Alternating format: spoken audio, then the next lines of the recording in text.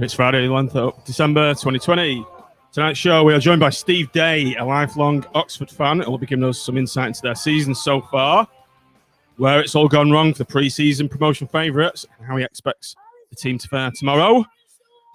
We'll also be going over previous matches between the two clubs, players who've played for both. We're making our match predictions. I'm John Aspinall, and this is the Seaside's podcast Friday night preview show, Blackpool versus Oxford United.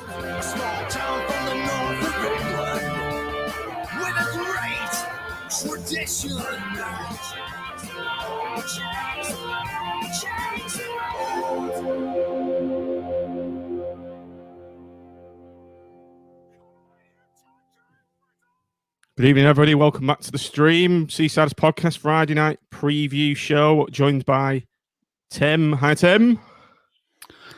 More evening. I nearly said morning. Then I was that taken aback by the new graphics that it just threw me all off. Oh, it was good, that wasn't it? And the man sitting below you taught me all he knew about design and technology. So Steve and I are former, I wouldn't say work colleagues, Steve, because I was a contractor. So I'll call you my client, shall I? You were just rinsing us, mate. Let's be honest. Come on. So I passed crossed at booking.com and it transpired Steve Day is an Oxford fan. So hi, Steve. Thanks for joining us. No worries. And, Tim, it's good that One Fielding has decided to turn up this evening. Listeners, viewers, etc. I bet you're wondering where Sam is, but he's off fiddling with the cods again, isn't he? Yeah, he's commentating tonight on the I'm not sure what round it is, but they're playing Palace in the Youth Cup, and he's brushing up his commentary skills. So to be fair, I've only listened for a couple of minutes, but they're winning 1-0, and it seems to be going well. Right.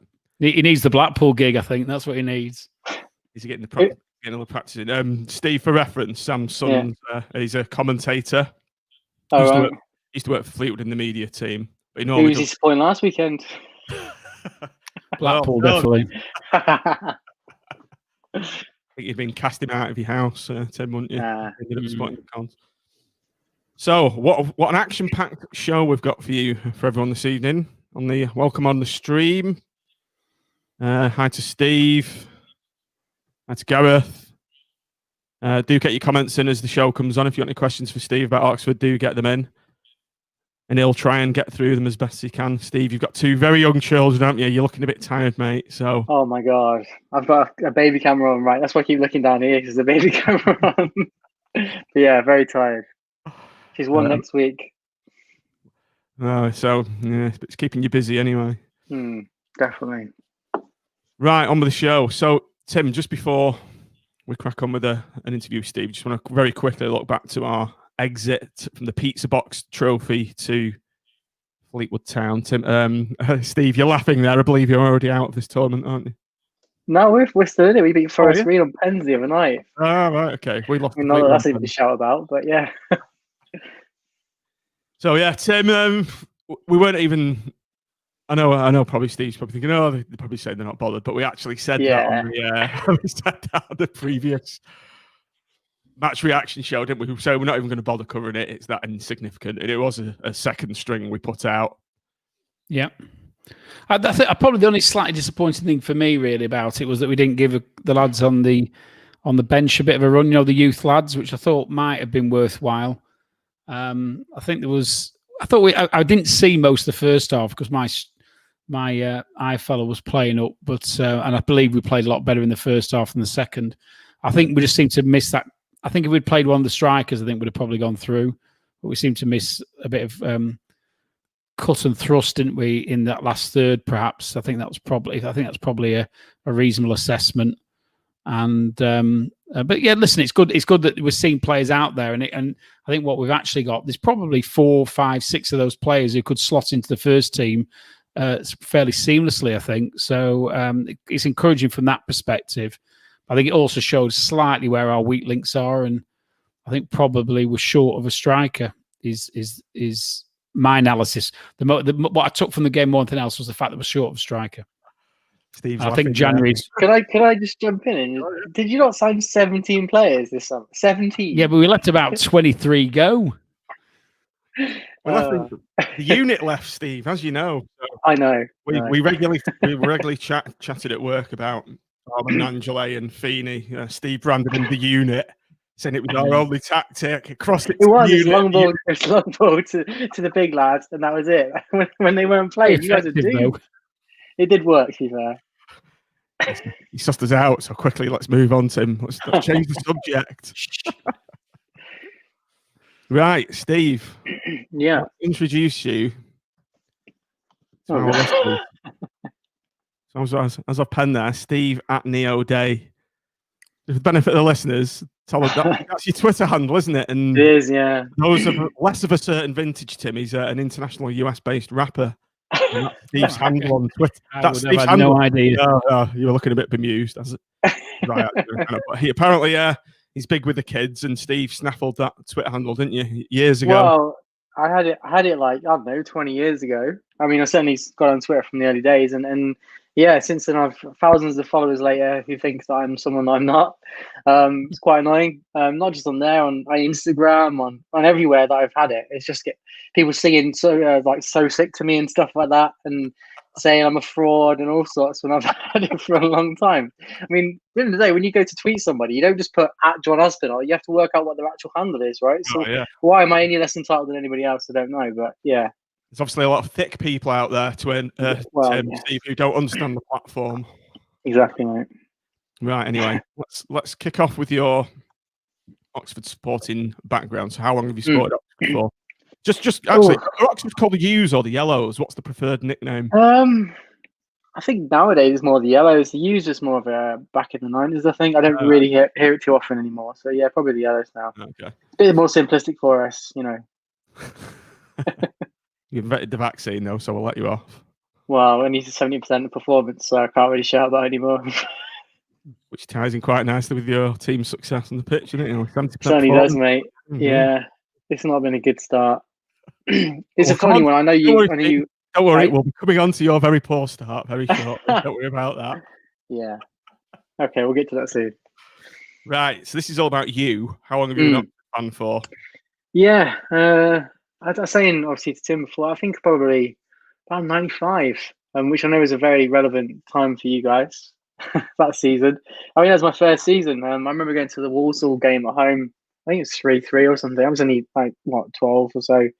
And it was good. At the time, I was actually a Man United fan. I was just like every other kid in school that supports the team at the top.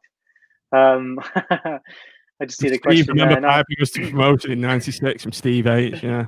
So yeah, luckily for you guys, I don't, because I can't be smug about it. I'd like to be, but no, I don't remember that. Can you not remember Joey Beauchamp's goal? It was fantastic. It was a worldie. Mate, he scored so many worldies for us during that period. That was kind of normal, if I'm honest. It was brilliant, which is why obviously he went to West Ham. But yeah, I don't really remember. But I was so young that I wasn't really. I'd go to the games, but I wasn't really proper following it week in, week out. If you know what I mean. I wasn't proper in the detail. I didn't know the players that well and stuff. I remember going to the players' lounge and getting autographs and stuff like a little kid would do and all that kind of stuff. But it's different when you're a bit older and you can really properly follow it and go, yourself. But yeah, about 95, I think it was. So yeah. So which leads me to the next question: Why were you an Oxford fan? Yeah, so I'm from Banbury. I don't know if you guys know it, but it's a town in Oxfordshire. So Oxford's obviously the sort of main town that everyone in the county talks about. Not that everyone supports them, because otherwise we'd be a lot more popular than we are. But we're in a weird space, I guess, geographically, where there's not a lot of big teams near us. Obviously, you could say Reading or Swindon, but I certainly wouldn't say that myself. Other than that, there's no Prem teams that close. Really, you have to look at Birmingham or something after that. So yeah, about Oxford for me was kind of like the one to support, and the one that's always on the news and whatnot. So yeah, I mean, they were quite a big side in the sort of late 80s, weren't they? Oxford. Robert Maxwell was chairman. He tried to make you into Thames Valley Royals, didn't he? yeah, exactly. You won't remember that, but he tried to amalgamate you with Reading, I think, and yeah, it was Reading. The Thames Valley Royals. You'd have been the Milton Keynes of the Chilterns, wouldn't you? I know, exactly. Yeah. Imagine if Oyston tried to merge us with Preston or something like that. So it'd be a murder. Outrageous, and it really is. It is bizarre, but I mean, it's a bit like, yeah, it is Beecham. Yeah, he's right. I don't want to call you out for it. It seems wrong on the podcast. But... Well, Joey It's Joey Beecham, wasn't it? Is it really? Was it? I didn't know that. Yeah. Oh, right, okay. Bisons, we bow down to your knowledge. He's actually got pronunciation right for once, hasn't he? Gregson says pension thief, Maxwell. Oh, yeah. So were you around? Were you around Steve when he was in charge? Not at all, mate. No. So I can't remember who was it when I was following him. Again, I was so young, I was kind of oblivious to that back then. But obviously, we got bought out by Firoz Kazam in the late 90s, because we were going bust. And he saved us, bought us for £1. Not so long later, we was in the non-leagues. Have we heard that before? I know, yeah, exactly right. I mean, I guess it's it's a double-edged sword. Like, we might have gone completely vaporized, which would have been awful, but we practically did that by selling all our best players and then building a stadium for us that he now rents back to us. And yeah, we've been through some dark days between then and going to sort of, like I said, a conference and whatnot. But that's why last season was kind of a mad, because obviously we've gone all the way down and now we're back to almost being in the Championship again. Almost. So do you want to just tell our listeners, Steve, the situation at Oxford? Because remember you telling me this crazy situation where you don't own your stadium, it's yeah. Am I correct in thinking you told me that you don't even keep your revenues from your pie sales, drinks, etc.?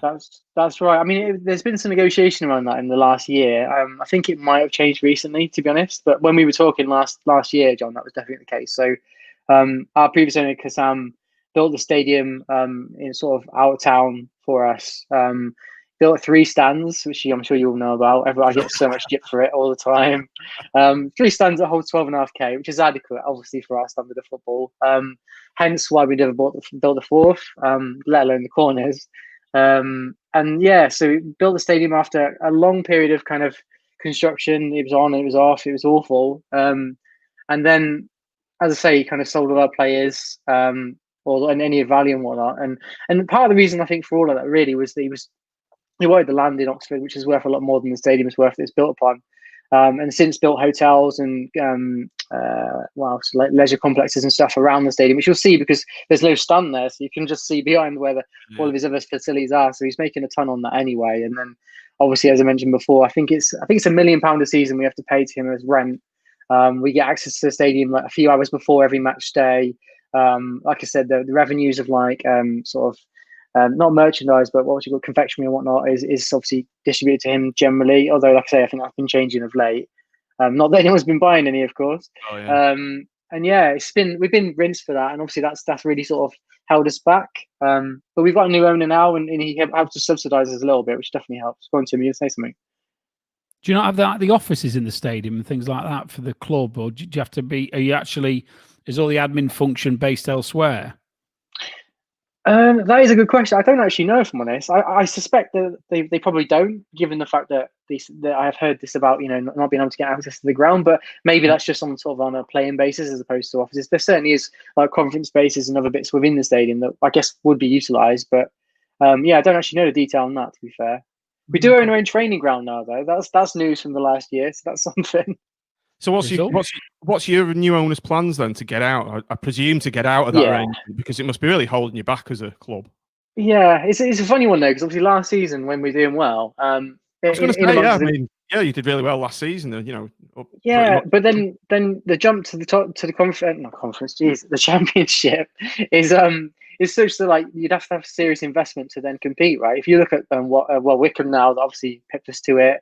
Rotherham went up last season; they're struggling as well. I don't think Coventry are doing too great either. I think you have to spend well the following season going up to remain there, and that was our concern. Was that as much as we were doing great in League One, like will we even remain after one season getting absolutely battered in the Championship? That was the concern. And a part of that as well was like we had some players that might have left us, and one obviously did if we didn't go up. So part of going up would have been great and retaining some of our squad, but nonetheless. We did lose our best centre back, which is quite frustrating. But yeah, it's been a funny one. What's happened to the manor ground? Have they built houses on that? Yeah, that got demolished and they built stuff on it. Yeah. Some fun memories from back there. Not so fond memories for myself, but I quite like the ground for its quirkiness. Yeah, I was just about to say that, Tim. It's a very strange ground, Steve, wasn't it? There was like a mixture of very, very different types of stands. Yeah, And, even on one side, there was different types of stands on one side, if I remember. I think it's like, so we've got 3 stands now, but I think back then we had about 8. It was amazing. It's probably, to be fair, it's probably a legacy of your non-league days, wasn't it? Because when did Oxford come into the league? It was quite late on, wasn't it? In the 60s, I think it was in the 60s around then. It was in the 60s. So if you, the ground was probably a legacy of non-league and adding a few things on here and there. And I remember we played Harrogate a few weeks ago. They had, how many standards they have down one side of the ground? It was unbelievable.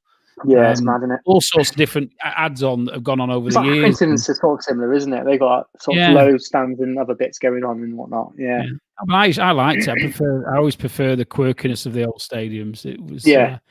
I mean, our stadium now is just a generic, boring, 3-sided mess. Let's be honest. None of the fans are. Do you know I've never been? Do you know I've never been? It's one of those grounds where, for whatever reason, every time we play you, obviously boycott years, we played a couple of times, didn't go. Yeah. But every time we play you, it's like that. At the beginning of the season when I'm on holiday or whatever it is, there's a reason why I can't go. So, and again, obviously, I've got another quite good excuse this year. So. Yeah, I mean, it's one to tick off, I guess. It's obviously with the 3 stands, you get a lot of wind through it, so that can be quite cold if you're in the stands. Obviously, it can affect the game as well. So, I guess we have the advantage there in knowing that that's going to happen, I suppose.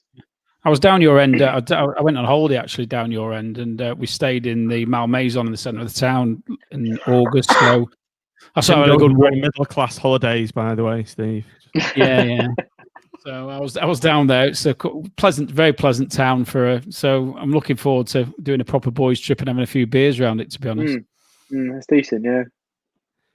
Coming in from Ray Gregson. Ray, happy birthday for the other evening, by the way. During our protest years, I was leafleting outside. It was the main point of mutual sympathy with the Oxford fans. They really supported us. Well, as I mentioned already, we've had some rubbish owners as well, so we definitely can resonate with some of the frustration. Matt said, stayed at the hotel next to the ground last season. Shame it's miles from the city centre. Use the hotel bar though, so it's all good. You're agreeing now, Steve. It's not a good location. Like to get there, you from if you get like the train into Oxford, then it's about like a half an hour bus ride or something, or a taxi or whatever. It's not something you can get on the train or whatever, which is a bit rubbish. But as I say, I think it was not built because it was supposed to be like the future of the city. It was built because it was land that he could acquire from the council and then make money on. He's a businessman at the end of the day. Unfortunately, not a fan. So you'd like to think if any move did happen in the future, you'd be a bit more centrally located. So the lease for the ground is, I think about 5 years from ending now. A 25-year lease, which seems like a lifetime back then when we signed it. But now there's a lot of chit chat amongst the current owners around whether we can move, we can negotiate a deal and actually finish the stadium or whatever. But it's been an ongoing topic that we've not had any. If you want to finish the stadium, you need to make sure you get pre-lets in first. That's a tip for you. Why is that? That's Carl Oyston's the way he operated. He refused to build stands unless there was pre-let office space underneath. Oh, that was good for you. So maybe tell it to your owner, say, we haven't pre-let any office space. Yeah. Right, let's move on to about Oxford itself. Oxford United. Right, Steve, you're currently 21th position in League One. Let's bring up the league table there. Mm-hmm. I'll just have to move it down. Right, there you are. It's like those little videos we send to each other, isn't it? Same way know what we're talking about. So, you're currently in 21st position, played 15, won 4, drawn 3, lost 8, and you're on 15 points. So, given you were up with the League One promotion favourites this season, are you disappointed with that? A, with the season, and B, do you think that's a false position? It's a funny one, defo. I mean, I was saying before, we've not really played badly in many games. I'd say this season we played terribly against Crewe in last 2-0, I think it was, and then Swindon we dominated the first half and then absolutely chucked it away in the second half and lost 2-1 in the last 5 minutes, which was awful. For obviously being Swindon is obviously our biggest rival, so to lose to them for the first time in 20 years wasn't rate, and to do it in such a way was awful. But the other games, I've actually seen the goal you conceded. have you seen it? I've seen it. My Yeah. God! So that was the final straw with Carl Robertson. He's dropped the keeper now, so we're not playing on number one at the moment because of that. This season it's been bizarre, right? So the games we've lost, you can pinpoint individual errors to every single one. I know, like, obviously a lot of goals come from that, but in the main of the game, like we've been good or competing, or if not better, but we've had a few instances in each of those games that have just cost us a goal every time. It's been like frustrating in two things. One, obviously the creating a mistake, was two, that we're getting punished every time for it, rather than, the chance of conversion might be quite low. But for us, we've been stung really badly with those. So we need to sort ourselves out in defence, really. There's just been some really poor errors. What's this? Right, God. so listeners, viewers, etc., and Steve, right, cast your eyes over this. So this is the form table for I think it's the last 6 games. Yeah. Let's just have a quick look who's top, actually. Oh, look who it is! Look who it is! It's Blackpool. That's a funny coincidence. Right, I'll have to scroll down again, Steve, to get to where Oxford are. Right, there we go. 17th in the form table. I was just quickly looking at this before we came on air. Yeah.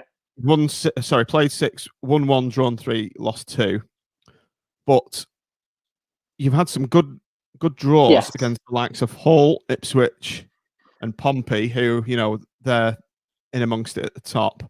Yeah. You've had a freak Derby Day defeat against Swindon, which, let's be honest, if you hadn't have fucked it all up, you should have won. Yeah, exactly. Hull, you were winning. Hull, we should have won. Well, you should have won, yeah. Won. So, do you think you're in a false position then, based on? Yeah, absolutely. I mean, these results?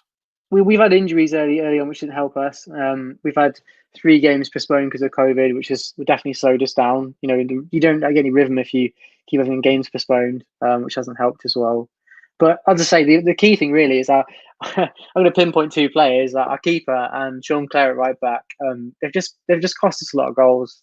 Now Sean Clare's playing more right midfield, and our keeper's been dropped. So you can read into that obviously the manager's agreeing with that and making the relevant changes. So hopefully tomorrow there'll be none of that, and we'll have a good result against you boys, especially after last season. Well, you always won, don't you?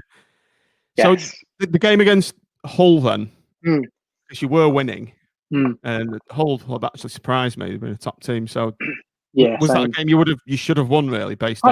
I think pre-match we'd have took a point, if I'm honest. But them being top, then free scoring, our defense being terrible. Would have took a point. But then, we were scored early on. We had good chances to go 2 up, didn't take them. And then second half, they were definitely the better team, and they were pushing, and we had to bring on, I think, another defender in the last 10 minutes just to sort of close the game down and take the point. But I think, if we'd gone 2 up first half, I think we could have gone to win that, to be honest.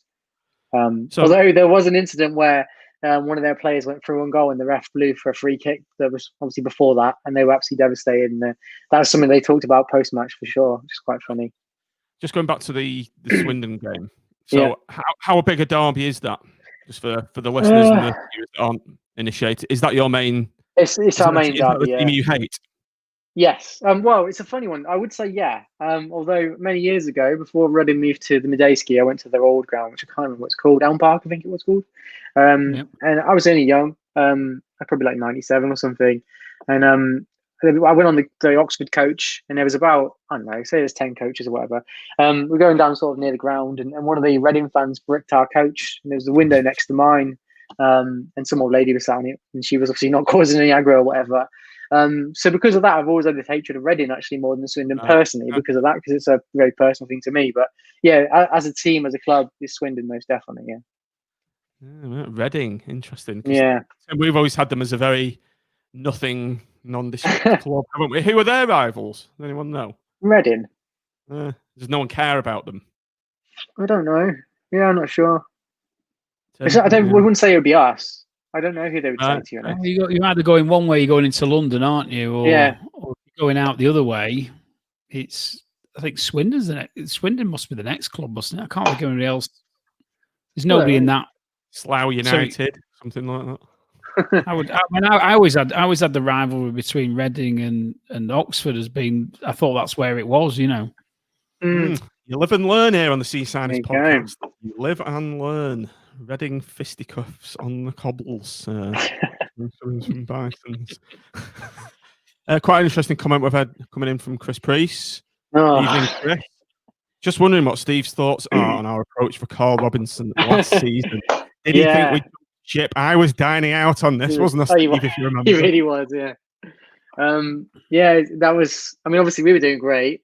To me, it didn't. You guys don't like to hear this, to be fair, but to me, it makes no sense to go from Oxford to Blackpool. We were pushing for promotion. At this point, I think you guys were kind of mid-table or something. It didn't make sense for me for him to do that, and especially when in his sort of personal life, he talks about how he loves the city and feels really at home and all the rest of it. I know obviously he's a Scouser and he's from the Northwest, but it never really made sense. Other than I kind of felt like at the time he was using that as a means to get back in from the board to make sure that they get a good contract or supporting the transfer market. He didn't dismiss it out of hand. No, he didn't. No, I think he was using it as leverage. Yeah, exactly that. Yeah. He's a smart guy. We both know that.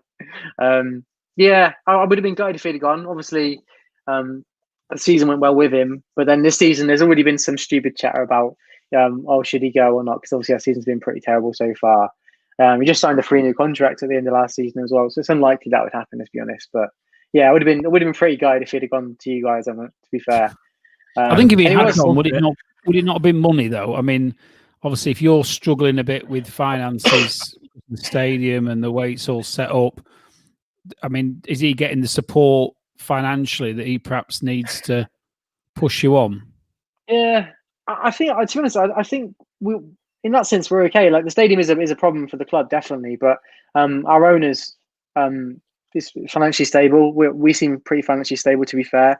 We obviously have that kind of continual churn of buying players on the cheap, getting them decent, and then selling them again every sort of 2 seasons or so, which is kind of sustaining us to a good degree as well. Obviously, that hinders our ability to get promoted, but it's a good model to work on, and obviously for the likes of Brentford or whatever, that works for them just in the same way. So that's the way we kind of keep ourselves going, I guess, in the main work. But we've still got the drain, I say, of the stadium and stuff. So our owner definitely has to sort of put his hand in his pocket every season to support us as well. But yeah, I don't think Carl is probably that well unpaid or whatever. And I believe that, the aspirations of the club are similar to yours, to be back in the Championship. So, yeah, other than perhaps this belief that Blackpool is a bigger club than Oxford, that would be about the only thing. But, I mean, I don't want to talk about the cities because that wouldn't be a fair comparison, would it? Let's be honest. Not really. We're moving on. Yeah. I did my homework before this, Steve. I've been off work today, so I was looking at a few stats up. And Carl Robinson's played 143 games, 155, drawn 42, lost 46, with a 38.5% win rate. So it's pretty good going. So it would derail you a bit, I think, if he moved on. I think part of the thing with Carl Robinson as well is he really wears his heart on his sleeve. So, and that obviously resonates really well with the fans and gets all the opponents' backs up quite a lot. So I think that's definitely an endearing sort of trait in him that you'd benefit from if he was your manager. Whereas I think your manager now certainly doesn't do that. It doesn't seem, from what I've seen of him. And that's quite frustrating, I think, when you've got a manager who's quite quiet or sort of stands on the touchline and we do a lot. It's not animated. Well, we've got Colin Calderwood now, though. Is he like that? I have no idea. Yeah, we think he kicks ass in the dressing room. Right. When we were raging, Tim, on previous shows, we were saying we need a bad cop to go with the good cop, which is Critchley, weren't we? Yeah. Yeah, I mean, and they all listen to us because everything we want happens, doesn't it, John? It does, yeah. I've seen him talk a few times. You've been dipping into a few of our streams, haven't you? And all the things we've been raging about, the lack of centre half, oh god, lack of a good cop, bad cop managerial relationship, the lack of a combative midfielder, they've all come true like a few weeks after. Have they? Oh god, we've ranted about, haven't we? Yeah. Well, I think we were in the same market as you guys for the centre back, which we didn't obviously capitalise on whatsoever. So we've got a bit of a makeshift defence, if I'm honest, which is a bit rubbish. Right, which nicely segues on to your squad, Steve. So I'll bring this up now.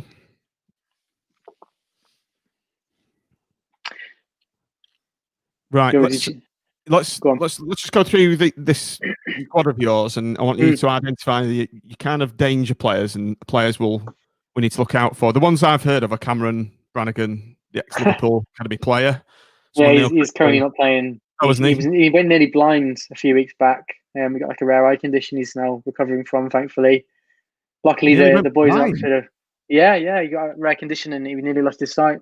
He's on steroids and stuff to get it back to full fitness again. So he's not even training with the first team at the moment. It's been pretty scary, to be honest. But yeah, he's on the way to recovery, thankfully. But yeah, he's a good player. I know about Matty Taylor and James Henry, but we'll just come on to them. So, who's your goalie? Yeah. So at the moment, Jack Stevens, Simon Eastwood's had far too many clangers of late, as you saw in the Swindon game. That he played on. Yeah, he's on. Yeah, so he played against Forest Green in the week. He may have saved a couple penalties, to be fair. He's a good penalty saver, but yeah, Jack Stevens is currently playing. Decent, is he? Good at crosses, shot stopping. Jack Stevens. Yeah. Yeah. He's looking pretty good so far. I mean, obviously the recent results sort of expand that as well. To be fair, we've been quite tired of back since he's been in goal, to be honest. So yeah, fingers crossed. Right, Sean Clare mentioned before. Sean Clare, I've heard of him. So we signed him in the summer from Scotland as a right back, as a more of a wing back, I suppose you'd say. When he was never really renowned as a wing back per se, but Carl Robinson's been trying to make him such. And to be honest, it's cost us at least 5 goals, I'd say, this season. Some winning positions potentially as well. So like I mentioned before, is he the right back? Yeah, but he's been playing. He played right midfield last weekend, and he's more of an offensive player, really. So he's just been out of position a lot and really cost us through that. So I'm hoping that now we'll just give in to trying to do that anymore and just crack on. How fast is your left back? Who's your left back? Who's your left back? Sam Long.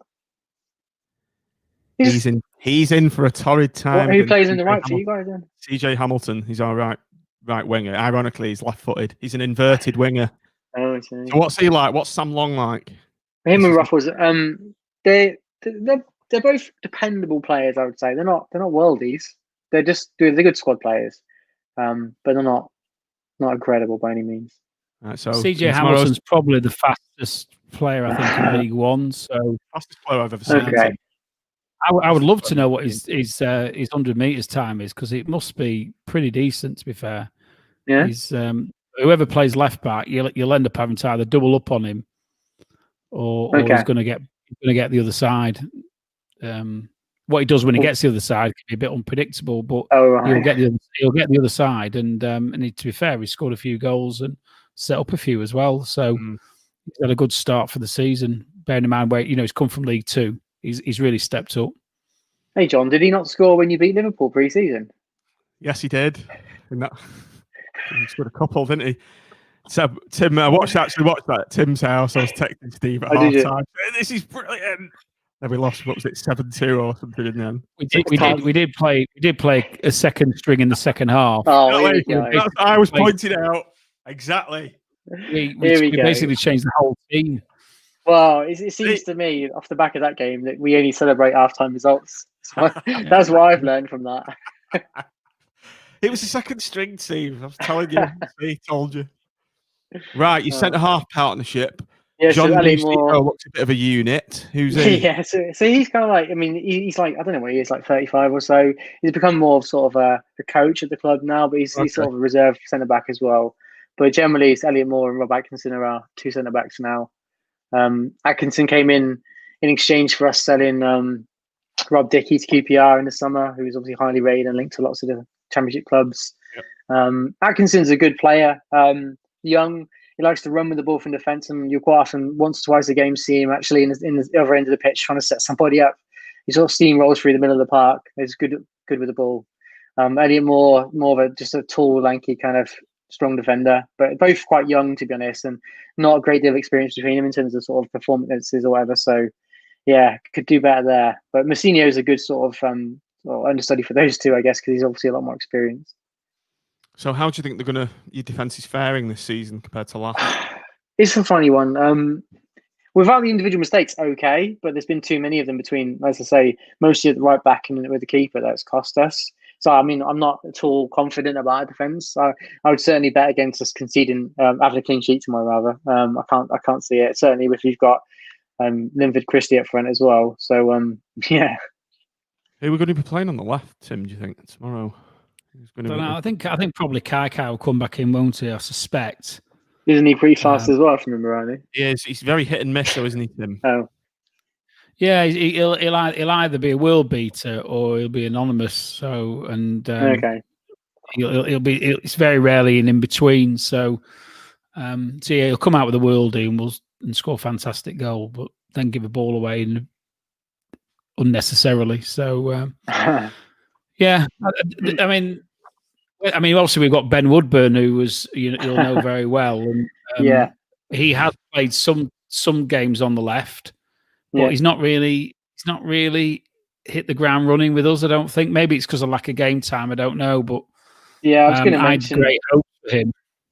Yeah, it's a funny one with him as well because he obviously comes with quite a lot of fanfare. We had him obviously last season for the whole season, but obviously he was injured for a good chunk of it.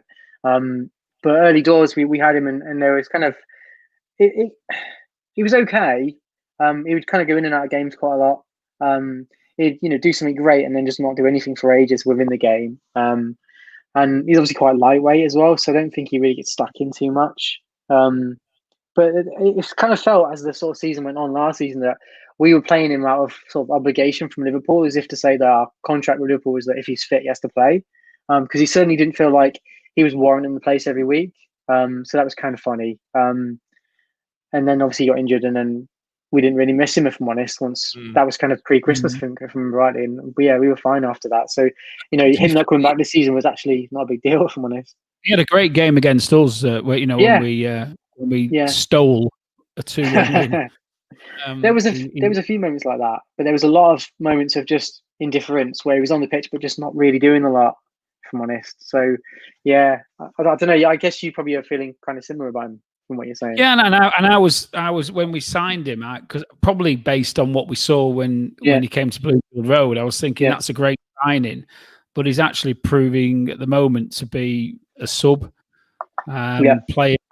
He's rarely getting a start, and so a little bit disappointed really. I thought he would offer us more than he's so far shown, but we'll see. It's early days still for him. I think he's not been fit as well, has he, Tim? When he first turned up, he was pulling up with cramp and not lasting the 90 minutes. So it's a funny one, but I don't know about you guys, but I always feel like he just never looks happy. He always looks somber, I think. I don't know what it is. I mean, he's a footballer. He's living the life, but he just never looks happy. I don't know. He must be playing at Anfield every week. Maybe that's what it is. Like Oxford and Blackpool, that's probably why. 7-3 stands, I guess. Right, let's move on to the midfield then, Steve. So that's your back four. I guess you're playing a 4-3-3 generally, do you? Yeah. So generally, I mean, ideally we'd have Brannigan playing, but as I mentioned, he's definitely out. Usually have Gorin in hold midfield, combative midfielder. He always gets booked every game, but Briggs to play it really well. Decent player. Looks a bit of a nut, doesn't he? Yeah. So early season he was injured, and obviously that didn't help our early season form either, to be fair. But yeah, he's a good player. One of those players that doesn't really get the praise that he should. His disciplinary record there.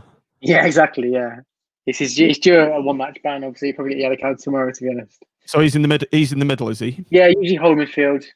He'll be against Dougal then, Tim, I think. Yeah, he's up against. We think, and we've only had him for half a dozen games, maybe 10 games now, but Dougal's proving to be, we think, one of the best players in the division. So, really? It's going to be interesting to see what you think of him tomorrow, because he has been exceptional since he joined us. To be honest, him starting playing for us, you can track our conversion from draw, loss to win. The odd hiccup. And is he a combative midfielder as well, would you say? He is, yeah. Yeah. Very laid back on the ball. He's an Australian surfer guy, and but he seems to bring out. So you can't miss him tomorrow because he's got bright bleached blonde hair, and in a surfer style. When I pointed him out, do you remember? Is that the guy? Yeah. But I think what it is his laid back style seems to work, and it also seems to bring out the best. So we've been quite critical of a couple of players in the side, Ward being one, where we don't think he should necessarily play in that position. But when he plays with Dougal, he looks a better player, and he's creates time for the team and space for the team, Always does. You'll see him. He always does simple ball. He's never doing. He's not spraying the ball around the pitch. It's all 5, 10, 15-yard balls, nicking the ball off others, playing people in, just doing a great midfielder's job for me. Yeah, he's got bite and class all rolled into one, hasn't he? That'd be interesting. Gorin's a very similar player, so it'd be interesting to see how they get on. It's not be a match up there. So let's 2 yellow cards. So who else do you think is going to start tomorrow then? In recent form, I'd say Marcus McGuane. We signed him from Forest in the summer on loan. He previously was at Arsenal and Barcelona, so that's an interesting kind of backstory. Obviously got a lot of ability and just not quite realised it yet, hence why he's now with us. Strong player. UI design, Steve. I can't scroll it. Look at this crappy UI design. I can't get it all on the screen. See, I take no responsibility for that whatsoever. It's got to be a browser job. So he's a good, strong player. Usually plays on the left, but he's probably more of a central player, I suppose. But recent form has been really good. Fingers crossed. You look like you've got quite a lot of new players, because when I'm looking at when John's bringing these profiles up, they've all played like 10 games, 15 games. So it's maybe a bit like us. You're quite a new squad there. Does that mean this season though, Tim? I think that just means. Oh, is it just this season, or is it? Sorry. I think we didn't sign 17, Tim. I think we signed like 5, like most clubs in the league. But there's a few. McGuane being one of them. Liam Kelly, which is a bit lower down, will be the other probably player playing tomorrow. He's from Feyenoord. So he's played Reading and then went to Feyenoord. I think it's like a 3-year contract to Feyenoord, but just didn't work out. We had him on loan last season. He's a really good ball player, to be honest. Got a great free kick on him as well. But it's one of those players who can link the play, spot a through ball, that kind of guy. So a decent player. That's your creativity in midfield, then, without Brannigan, that really helps, because obviously we really miss Brannigan. So pick your three for the forward line. So it's going to be Matty Taylor, I think. Yeah, Matty Taylor, of course. You look for 20 goals this season really from him. Great player, runs all day long. From Oxford as well, which definitely helps. Local boy always helps, doesn't it? Exactly. James Henry, of course, on the right. I guess you guys know about him already. Last season, James Henry and Matty Taylor had like some sort of telepathic sort of thing going on. There's so many goals between them that were just reading each other's play and just playing great through balls and link play and stuff. So hopefully we'll get back to that this season, because at the moment it's not quite worked out. Henry scored last week before last, I can't remember. And he feels like he's starting to find his feet again, which is good. Both goals in the box. It's good, this, isn't it? It's good, these stats. Is it not the same for every I guess club? So, just never drilled this deep into it. But, right. I feel like we've got an identical website, so yeah. So we've got Henry, and then on the left, Taylor, and on the left. So on the left at the moment, we've been playing Jordan Obita, who's actually as a defender in this squad. We picked him up on a free not so long ago. He's not even got a photo at the moment. It's quite recent that we signed him, so I guess they've just got onto it. Quite fast. We'll get round the back. Just really, so far he's only played a couple of games, to be honest, in the league, and he's done really well with us, to be fair. I don't know why he's defending this. Hey, he's not scored though. Yeah, I wouldn't call him like a left winger or anything either. He's good. He's one of those sort of players who can get up and down well. So he supports the left back as well, which I guess he'll need on Saturday if Hamilton's all that. But yeah, fingers crossed it will be all right. Interesting lowdown, that, Tim. That'll be interesting to see what happens, how we match up against this lot. Well, Critchell and Calderwood will be listening in, so they'll be able to adjust their formations now. I believe you guys play very similar to us, to be honest, though, right? I feel like you play the ball around a lot. You play 4-3-3. I feel like the philosophies of the game are pretty. Don't tell them, John. Don't tell them. No, we've gone 4-4-2 now. So, Come back in time. Wow. Okay. If it works, mate, it works. No, exactly. Yeah. Okay, so that was your squad. Let's move on to the next bit, which is head-to-head. More stats I've been digging up, Steve. In all the times we've met, Blackpool won 15, drawn 7, and lost 11. So we've got the upper hand. Yeah. Memorable games for us last season was, well, we talked about it earlier. Again. God. I've not spoke to a single Blackpool fan who believes they should have won this game. No one. It's funny, Tim, because this game gets referenced so many times. Yeah, I listened to your pod and I've heard it a few times. We had we had an incredible start to the season. Really, I think we won 3 out of the first 4, didn't we? We most certainly. I think John mentioned it. Around the top. But where with some of the other results, played Southend, that was a deserved win. I think we played Bristol Rovers. Bristol Rovers was it first game, and that was a deserved win, albeit quite close. This one, it was like daylight robbery, wasn't it? It really was. I don't know if we've not covered it, but obviously I sat with John for this game, which made it a awful lot worse. Steve, didn't I dragged you along. Yeah, I mean, I would have been in the away end otherwise, but it was obviously a lot worse being in the home end and seeing us absolutely robbed beyond belief. Also, a funny story at half time. Yeah, God. We both nearly got turfed out. Go on. So we were in the family stand, I believe, weren't we, John? We were, yeah. I don't know. I mean, early doors. You guys scored pretty early, if I remember rightly. 5 minutes. And John was loving it. I think he filmed me sulking straight away, and I took on the chin. We just carried on pushing, and then I think we scored. Did you score before halftime? Yeah, we got a dodgy pen, 2-0, which was not a pen, in my opinion. That was a ropey pen, but whatever. And then we quickly got one back. I may have celebrated a little bit, which I shouldn't have. But you didn't celebrate. Was it mental? No, it was just a little, personal. Yeah, and that was it, wasn't it? That's all you did. Yeah. But the whole first half, I think I was pretty muted, if I'm honest, considering what was going on. And then at halftime, we went down for a beer, didn't we? And then I came back into the stand, and we got accosted by about 5 stewards, I think it was. Yeah. And then you had to show me season ticket because they were accusing you of being an Oxford fan as well, weren't they? From rightly. And you two were Oxford fans. I was like, what are you on about? It's like I put on my best accent from the northwest that I could figure out how to do, and we were fine after that. The second half, they just watched me the whole game, so I had to be completely quiet. I actually physically got my season ticket out, and I said, "I'm a season ticket holder. I've been coming here for 30 odd years." I said, "Do I sound?" I mean, listen to him. He's obviously not an Oxford fan. I still remember it was a woman with long hair. Remember next game, I think can't remember we played at home anyway. I said to her, "I'm a Portsmouth fan today." It looked a bit sheepishly. Oh God, it was funny, but not great. Yeah. No, I'm not to say we're in the family stand. We weren't causing aggro or anything. There was no one near us. So memorable games, previous other kind of memorable games we can think of, listeners, watchers. Yeah, I mean, we obviously talked about the 96 one. I guess it's the main one to cover, right? The main one's this 1996 Tuesday night heartbreak, the Joey volley.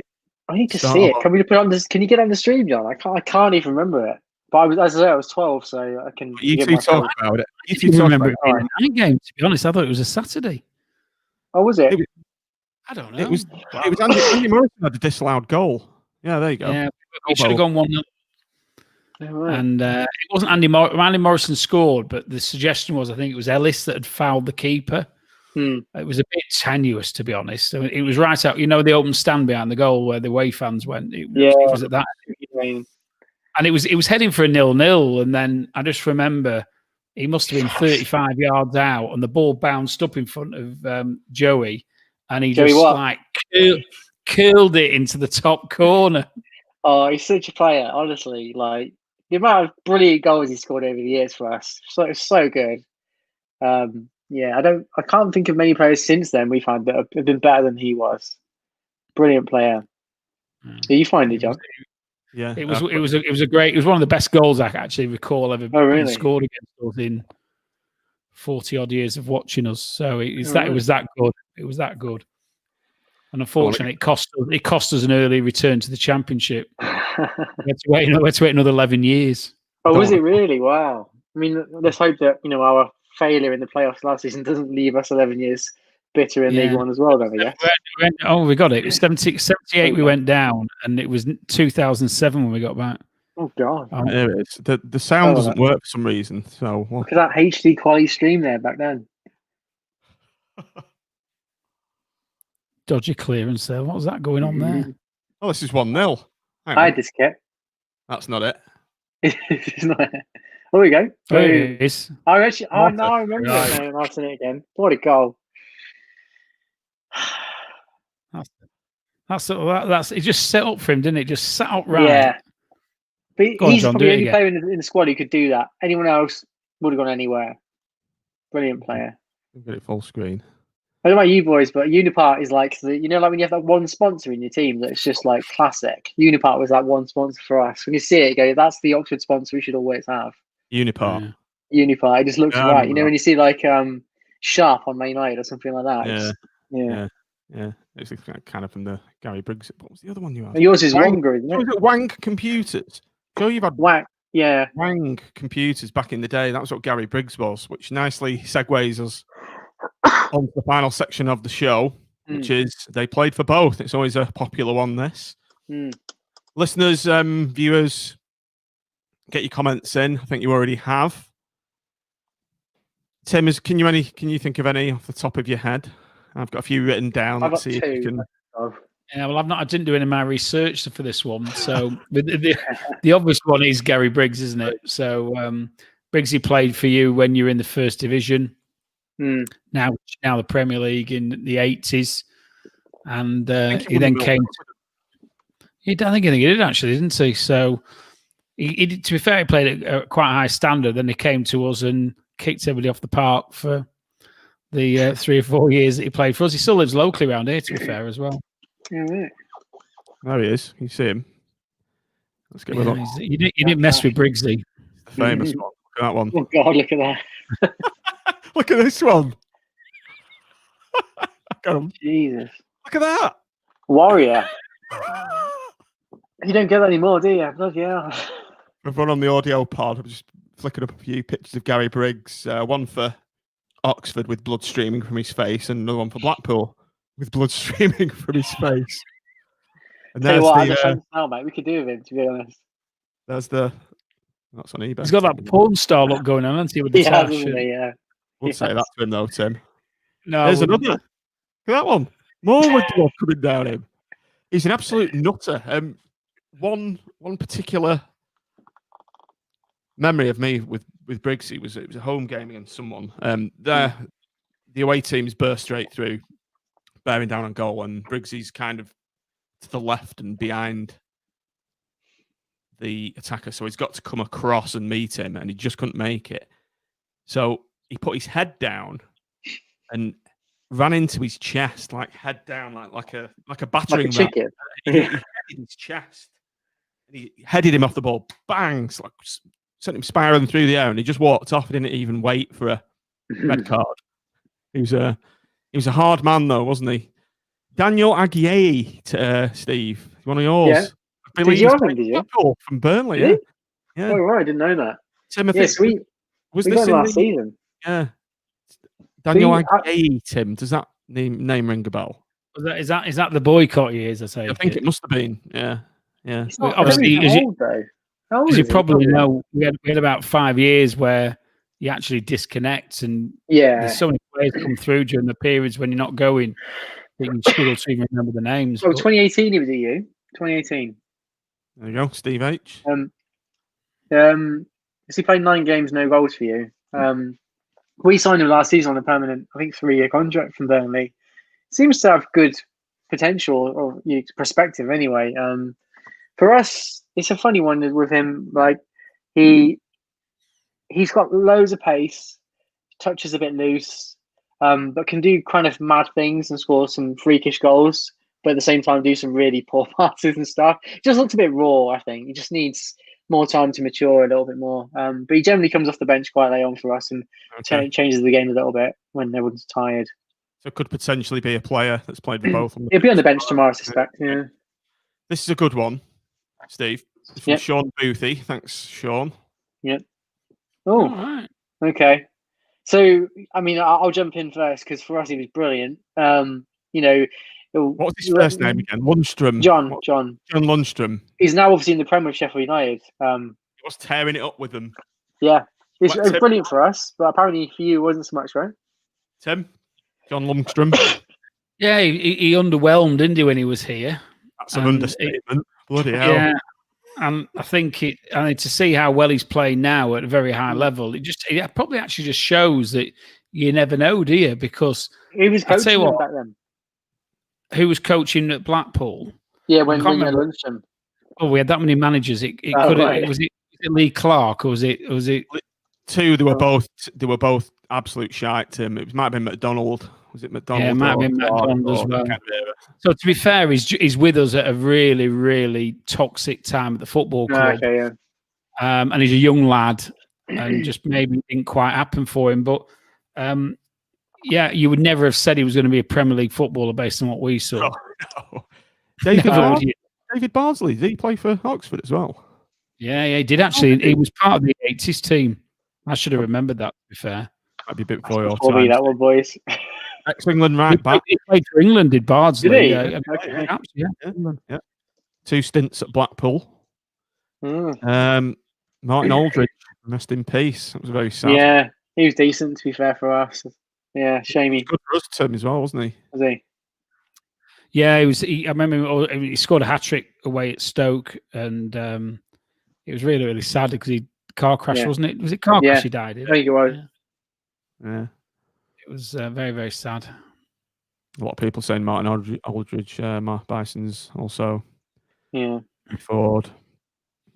John Scott, funny story. Yeah, once saw Briggs, he drop kick his bag outside the old players' exit and steam into a load of Burnley fans, screaming, "Right then, let's see how hard you lot are." Oh, we need love for more of that these days. You never got to see him, did you? No, I saw hearsay to me. I don't know, but I'd love to see it. I feel like trying to relate it, it'd be like watching Vidic, I guess, at Oxford. It'd be that kind of player, I suppose. There was that song, wasn't it, Tim? Briggs is gonna get you. Briggs is the whole stand used to Briggs is gonna get you. The thing is, John, with that Tash, mate, that's a little bit worrying, if I'm honest. Do you know what I mean? No, this is just it's a lockdown. Oh, Briggs. I thought you were talking about me, but Briggs, that was off the era, though. Yeah. Kind of fashionable. Nowadays, mate. If someone's saying that with a Tash on. You go and tell him that. Do you want me to? No, you're right. Got another one from Barnsley there. Tom Johnson. I mean, we've not touched on Nangele, but obviously we had Nangele for four games. Yeah. Don't remember it in the slightest. Didn't score. Went back to where we came from. I can't remember who we were at, to be honest, at the time. There you go. It was Riga. Jose Riga who managed Lundstrom. I don't even know who Jose Riga is. Who's that? There's a song about Jose Riga. Oh, right. Go on, Tim. No, I don't think I could do it justice. But Jose Riga came in. We'd had Ince, with Paul Ince standing in, and Paul Ince had gone. He came in, and we went to have the Riga revolution. Riga had been in charge at Charlton, and he was Belgian, and he came in, but almost immediately fell out with Carl Oyston, who seemed to starve him of any support or players.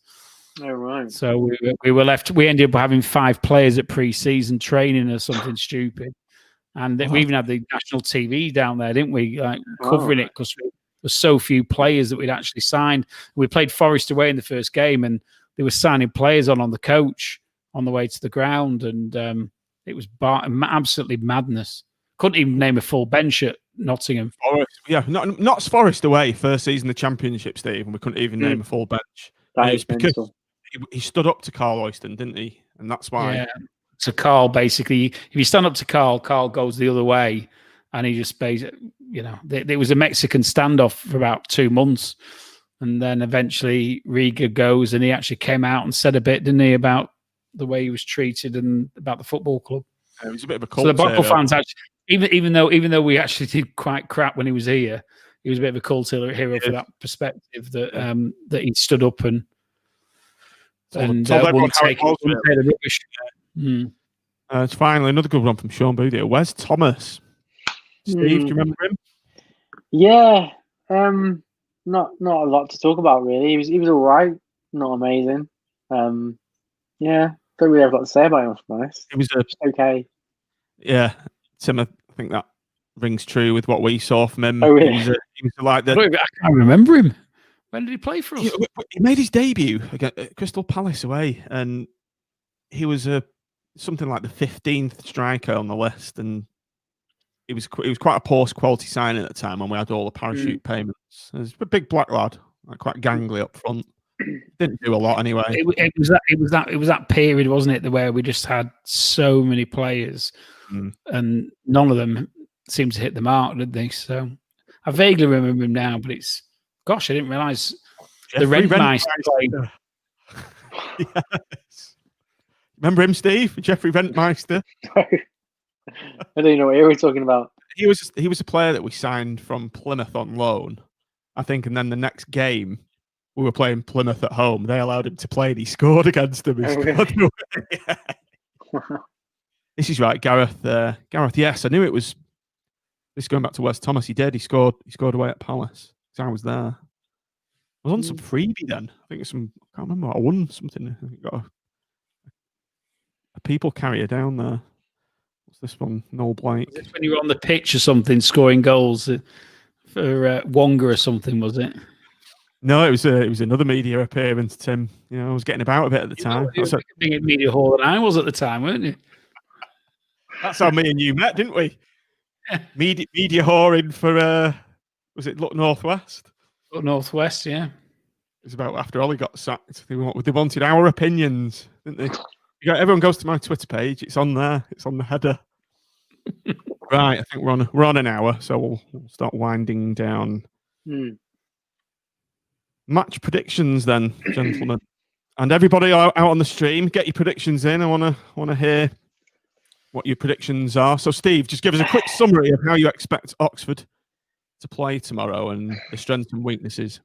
Yeah, defence, to be honest, still a bit makeshift. If I'm honest, we've not really found rhythm yet, unfortunately. So I definitely expect us to concede a goal. Nonetheless, going forward, pretty decent. Still finding rhythm. I think we're not really there yet. As I mentioned, like the James Henry, Matt Taylor combination's not found its form like he did last season. But nonetheless, we've been scoring goals. And so I kind of see us drawing, if I'm honest. I can see like 1-1 or something, really. I think we'll probably sort of neutralise one another, really. I think, as I say, our styles are kind of similar. We like to play the ball around. We're not playing long balls and stuff. So I think it'll be a fairly sort of even game, really. I'll just let you know we've won 8 out of 9. Over to you, Tim. Tim's normally quite negative with his predictions, so let's see if it flips in its head.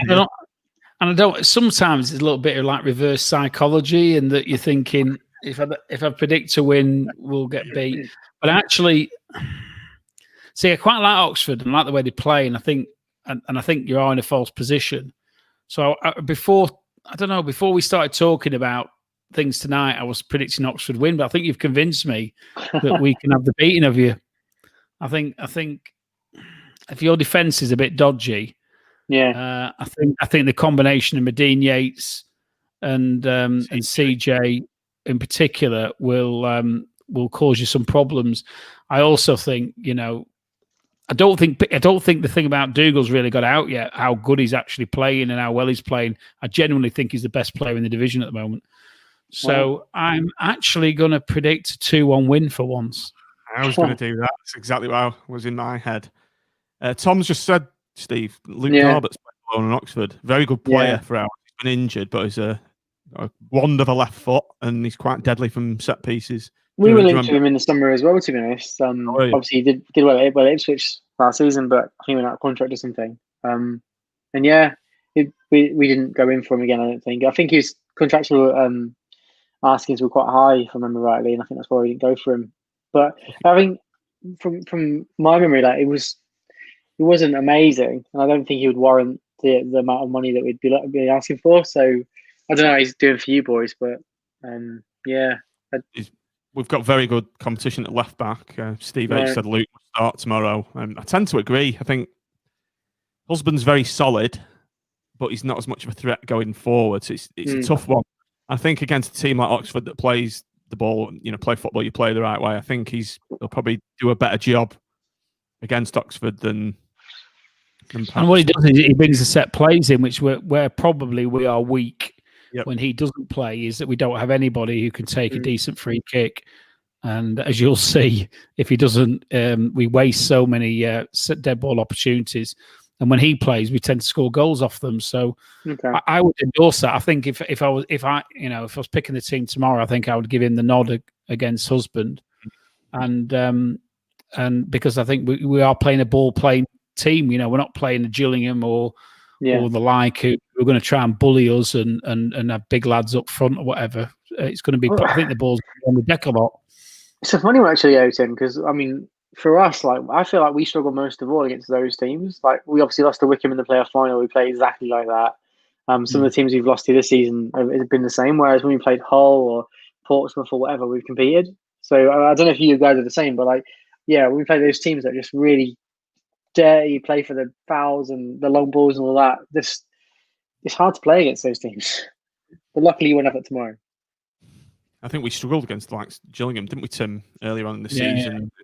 Pretty much the same. We played well against the decent sides, and we've had great results against Peterborough, against Portsmouth. Won't include the Cods in that because they're not a decent side.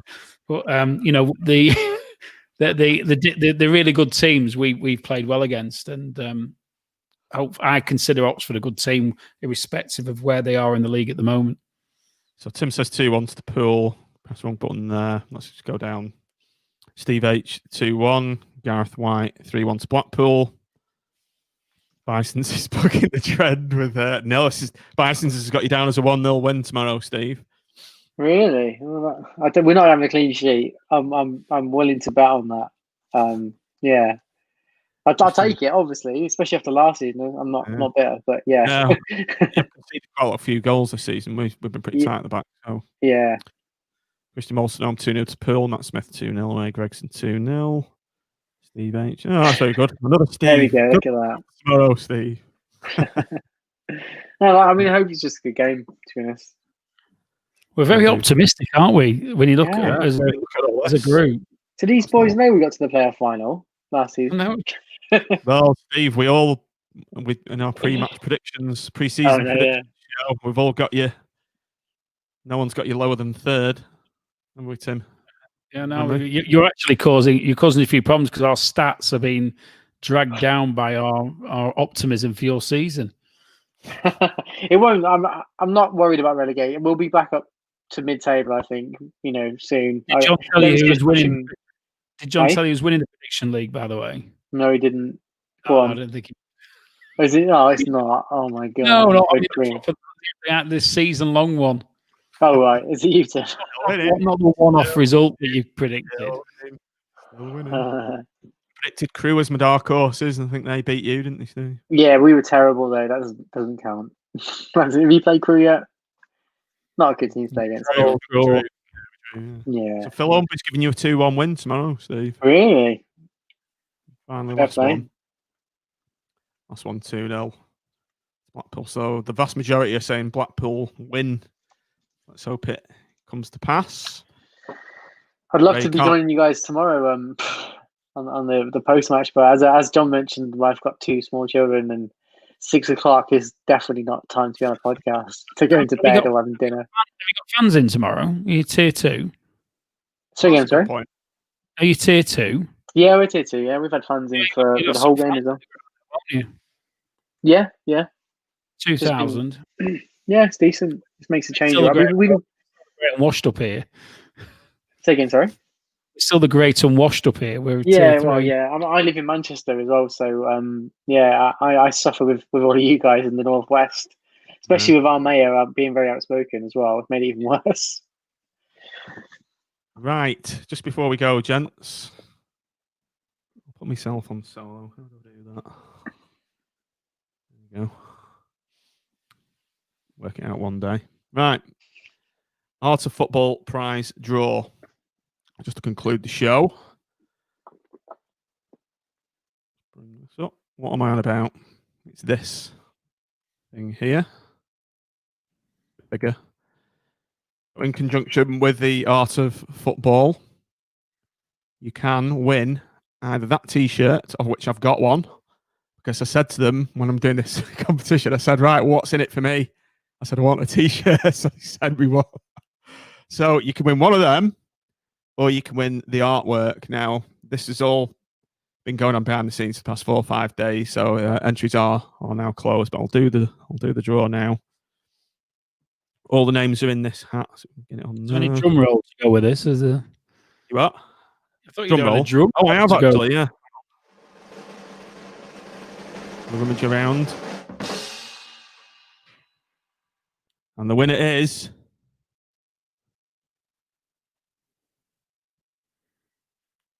Gary Ford.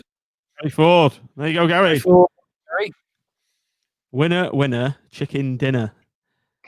So, winner T-shirt. So, Gary, get in touch with me after this, or I'll get in touch with you on Twitter.